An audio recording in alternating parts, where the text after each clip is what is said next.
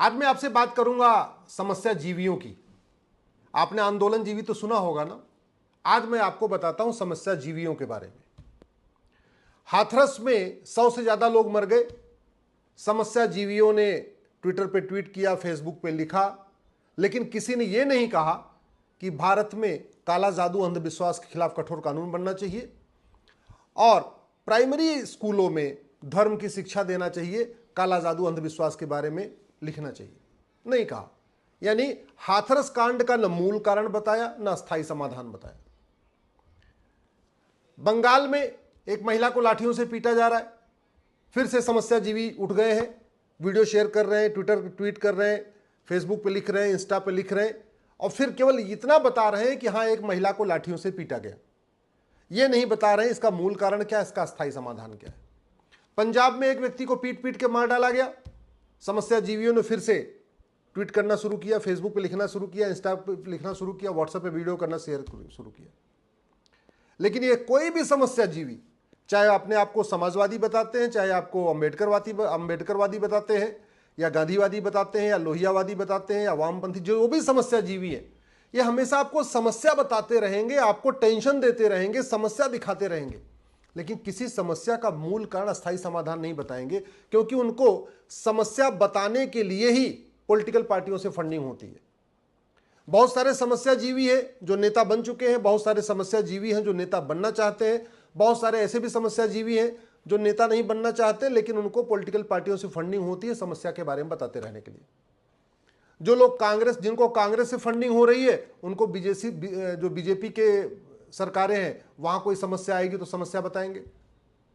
ऐसे अलग अलग जो जिस पॉलिटिकल पार्टी से उसको फंडिंग हो रही है, वो अपोजिशन पॉलिटिकल पार्टी की जो समस्याएं हैं, उनके राज्य में समस्याएं बताते रहेंगे। लेकिन कोई ये नहीं कहेगा 1861 का पुलिस एक्ट खत्म किया जाए और भारत में एक यूनिफॉर्म पुलिस कोड लागू किया जाए। आखिर पूरे देश की पुलिस अलग अलग तरीके से काम कर रही है। यूपी की पुलिस अलग तरीके से काम करती है, दिल्ली की पुलिस अलग तरीके से काम करती है, बंगाल की पुलिस अलग करती है, पंजाब की पुलिस अलग करती है, केरल की पुलिस अलग करती है। तो ये ठीक कैसे होगा केवल वीडियो शेयर करने से, समस्या बताने से कि देखो यहां की पुलिस तो कुछ कर ही नहीं रही है, यहां की पुलिस कुछ कर ही नहीं रही, इससे कुछ हो जाएगा क्या? अरे ठीक तब होगा जब एक पुलिस चार्टर लागू होगा, एक पुलिस रिफॉर्म होगा, 1861 का पुलिस एक्ट बदलेगा और एक यूनिफॉर्म पुलिस कोड लागू होगा। बहुत सारे लोग समस्या जीवी बताते रहते हैं कि देखो जी यहां ये हो गया, ये हो गया। होता क्यों जानते? अपराध क्यों होता है? आखिर इतना अपराध भारत में है, इतना दुबई में तो नहीं है। जितना अपराध भारत में, इतना सिंगापुर में तो नहीं है। जितना अपराध भारत में, इतना जापान में तो नहीं है। क्यों? क्योंकि वहां की शिक्षा व्यवस्था अच्छी है, वहां की दंड व्यवस्था अच्छी है, वहां की न्यायिक व्यवस्था अच्छी है, वहां की प्रशासनिक व्यवस्था अच्छी है। तो ये समस्या जीवी जब समस्या बताएंगे, उसका मूल कारण नहीं बताएंगे। मैं गारंटी के साथ कहता हूं भारत की 80% समस्याओं को 80% समस्याओं को 5 साल के अंदर खत्म किया जा सकता है। उसके लिए टैक्स रिफॉर्म करना होगा, पुलिस रिफॉर्म करना होगा, जुडिशियल रिफॉर्म करना होगा, एडमिनिस्ट्रेटिव रिफॉर्म करना होगा, नए नए कानूनों को बनाना होगा, जस्टिस विद इन ईयर लागू करना पड़ेगा। शिक्षा में संस्कार हो और कानून का खौफ हो। घूसखोरी, कमीशनखोरी, दलाली, कटमनी, तोलाबाजी बंद हो जाएगी। शिक्षा में संस्कार हो, कानून का खौफ हो। ये नशा तस्करी, मानव तस्करी, सोना तस्करी, चंदन तस्करी बंद हो जाएगी। शिक्षा में संस्कार हो और कानून का खौफ हो। ये कालाबाजारी, मुनाफाखोरी, जमाखोरी, मिलावटखोरी ये बंद हो जाएगी। शिक्षा अच्छी हो और कानून का खौफ हो, दंड व्यवस्था कठोर हो। अलगाववाद भी खत्म हो जाएगा, कट्टरवाद भी खत्म होगा, जिहाद भी खत्म होगा, मजहबी उन्माद भी खत्म होगा। शिक्षा में संस्कार हो और दंड का भय हो, कानून का खौफ हो। सठे साठ्यम समाचरेत, इस सिद्धांत के अनुसार काम हो। घुसपैठिए नहीं आएंगे भारत में, और जो आए हैं कठोर कानून बनाते ही भाग जाएंगे। एनआरसी की जरूरत ही नहीं पड़ेगी। केवल एक कानून बन जाए, जो आदमी भारत में अवैध रूप से रह रहा है और जो लोग उसकी मदद कर रहे हैं, उन दोनों को 100% प्रॉपर्टी जब्त होगी, नागरिकता खत्म होगी, आजीवन कारावास, फांसी होगा। मैं गारंटी के साथ कहता हूं जो घुसपैठियों के मददगार है ना, ये खुद ही घुसपैठियों कहेंगे भैया तुम जल्दी भाग जाओ, जल्दी भाग जाओ, यहाँ भारत छोड़ दो, भारत छोड़ के भाग जाओ। वो नहीं हो रहा है। शिक्षा में संस्कार हो, कानून का खौफ हो, पूरे देश से धर्मांतरण बंद हो जाएगा। मैं कह रहा हूं 1 साल के अंदर धर्मांतरण बंद हो जाएगा। किसी की जरूरत नहीं होगी किसी गरीब हिंदू को कन्वर्ट करने की। ये जो पूरे देश में खेल हो रहा है ना, गरीब हिंदुओं को मौलवी भी कन्वर्ट कर रहे हैं और पादरी भी कन्वर्ट कर रहे हैं। मैं गारंटी के साथ कहूं जरूरत नहीं पड़ेगी, जरूरत नहीं पड़ेगी। कानून में इतनी पावर होती है। लेकिन समस्याजीवी धर्मांतरण का वीडियो दिखाएंगे, लेकिन पुलिस रिफॉर्म, जुडिशियल रिफॉर्म करने की बात नहीं करेंगे, एडमिनिस्ट्रेटिव रिफॉर्म की बात नहीं करेंगे, घुसपैठी धर्मांतरण कराने वाले मिशनरी और उनके मददगारों की 100% प्रॉपर्टी जब्त करने, नागरिकता खत्म करने, आजीवन कारावास, फांसी देने के लिए कानून की मांग नहीं करेंगे। ये समस्याजीवी घुसपैठियों की झुग्गी दिखाएंगे, यहां घुसपैठिए आ गए, वहां रोहिंग्या आ गए, वहां बांग्लादेशी आ गए, लेकिन ये समस्याजीवी कभी ये नहीं कहेंगे कि घुसपैठियों और उनके मददगारों की 100% प्रॉपर्टी जब्त करने, नागरिकता खत्म करने, आजीवन कारावास, फांसी देने के लिए कानून बनना चाहिए, कभी नहीं कहेंगे। ये घुसपैठिए तो दिखाएंगे फलाना जगह भ्रष्टाचार है, फलाना जगह भ्रष्टाचार है, सड़क टूट रही है, पानी डूब रहा है, नाला साफ नहीं हो रहा है, लेकिन ये कभी भी समस्याजीवी बार बार आपको नाला दिखाएंगे, नाला चौक हो गया, सड़क टूट गई, जाम लगा हुआ है, सब दिखाते रहेंगे, लेकिन उसका मूल कारण भ्रष्टाचार नहीं बताएंगे। और भ्रष्टाचार को खत्म करने के लिए, भ्रष्टाचारियों की 100% प्रॉपर्टी जब्त करने, नागरिकता खत्म करने, आजीवन कारावास, फांसी देने के लिए कानून बनना चाहिए, इसकी बात नहीं करेंगे। ये समस्याजीवी कभी नहीं कहेंगे जस्टिस विद इन ईयर हो, 5 करोड़ मुकदमों से 5 करोड़ परिवार टेंशन में है, ये कभी नहीं कहेंगे कि हाँ जुडिशियल रिफॉर्म होना चाहिए, जस्टिस विद इन ईयर होना चाहिए, मुकदमों का फैसला साल साल में होना चाहिए।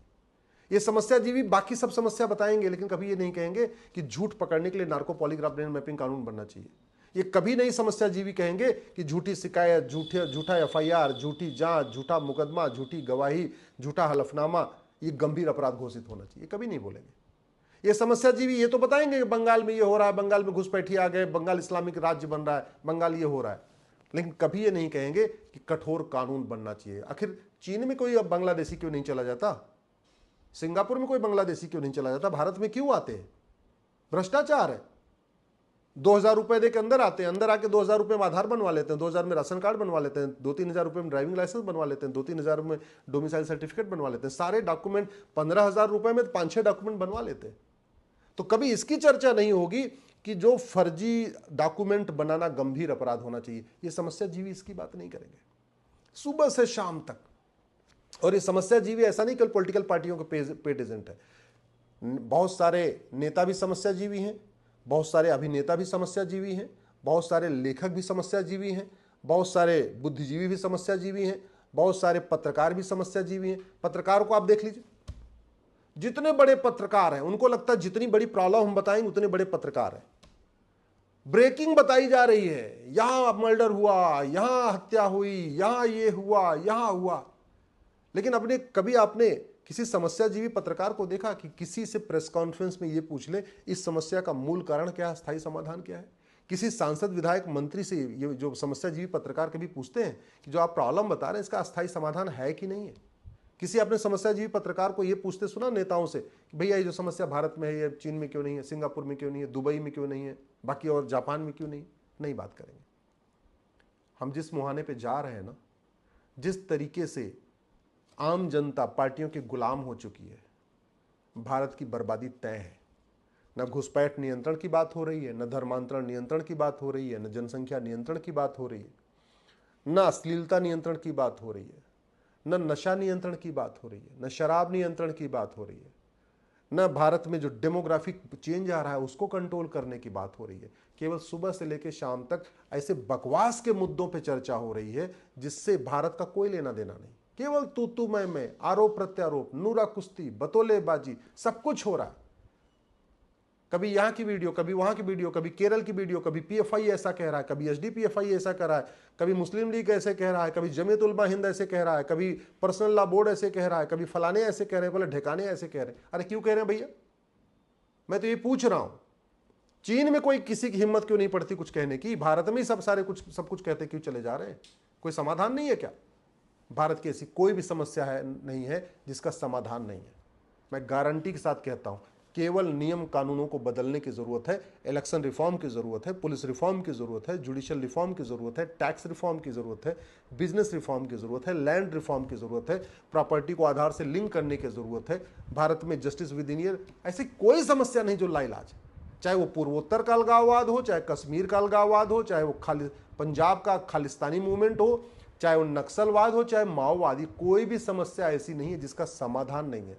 बस एक बार समस्या की वाई एनालिसिस करना पड़ेगा और समस्या पे चर्चा करने की बजाय समस्या के मूल कारण, अस्थायी समाधान को देखना पड़ेगा। हर समस्या का इलाज है। इसी तरह की नई और बड़ी खबरों से जुड़े रहने के लिए देखते रहिए अखंड भारत टीवी। हमारे चैनल को लाइक कीजिए, शेयर कीजिए और सब्सक्राइब करना ना भूलें। धन्यवाद।